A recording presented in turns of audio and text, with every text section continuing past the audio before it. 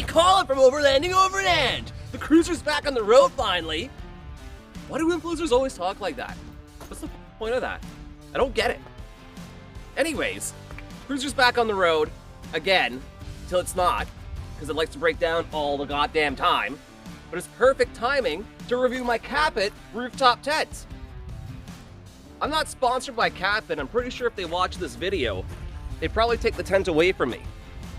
In this corner, weighing at 215 pounds, the Evergreen 2.0. Why do companies think it's always necessary to name their products after computer jargon? CPUs and Cinebytes and graphics cards. It's the updated version from last year's model that I've owned.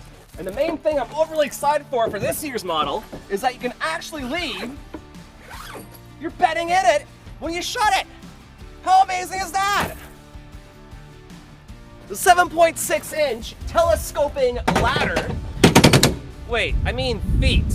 Yeah, 7.6 inches is for something else, I think. It's really handy to have, especially since it's detachable. You can do so many other things with this ladder.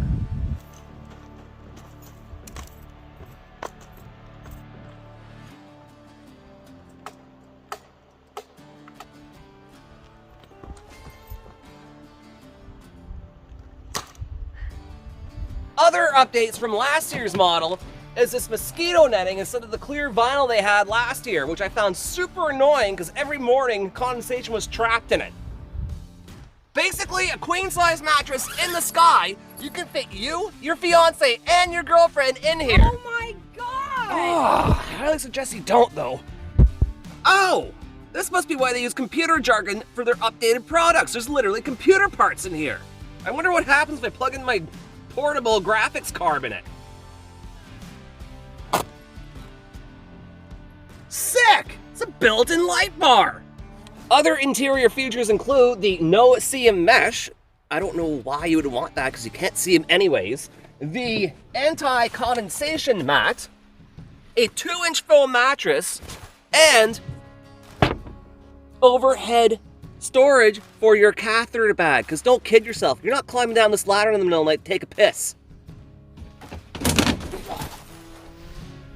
Apparently, overlanding is not covered underneath the warranty.